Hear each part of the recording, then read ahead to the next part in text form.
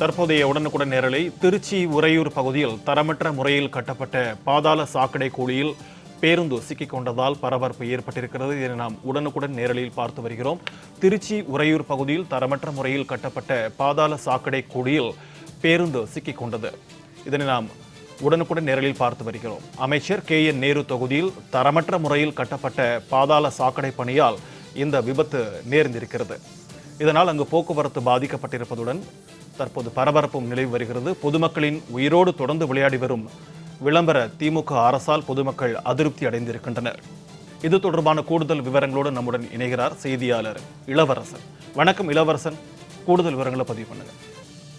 கண்டிப்பா சிக்கந்தர். திருச்சி மாநகராட்சிக்கு உட்பட்ட பல்வேறு பகுதிகளில் கடந்த 3 வருடங்களாக பாதாள சாக்கடை பணிகள் நடைபெற்று வருகிறது. ஒரு புறம் மந்தகதியில் பாதாள சாக்கடை பணிகள் நடைபெற்று வரும் நிலையில மறுபுறம் பாதாள சாக்கடைகள் பல்வேறு இடங்கள்ல தரமற்ற முறையில் கட்டப்பட்டுள்ளது பல்வேறு இடங்களில் தெரிய வந்துள்ளது. குறிப்பாக இதனால் அந்த பாதாள சாக்கடை குழாய் அடைப்பு, அதன் மேல் வாகனங்கள் சென்றாலோ இருசக்கர வாகனங்கள் பள்ளத்தில் கவிழ்ந்து விபத்துக்குள்ளாகிறது.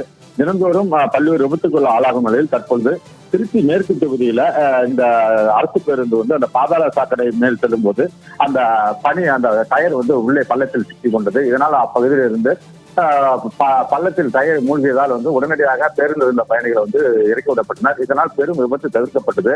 இருந்தபோதும் தமிழகத்தினுடைய நகர்ப்புற வளர்ச்சித்துறை அமைச்சருடைய சொந்த தொகுதியில திருச்சி உறையூர் காவல் நிலையம் பகுதியில் செல்லும் சாலையிலேயே இதுபோன்று தரமற்ற பாதாள சாக்கடை பணிகள் முடிவுற்ற பணியில் வாகனங்கள் செல்வதற்கு மிகப்பெரிய ஒரு பாதுகாப்பு நலன் இல்லை.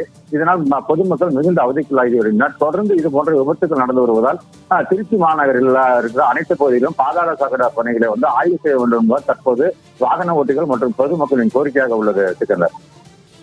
விரிவான தகவல்களுக்கு நன்றி இளவரசன்.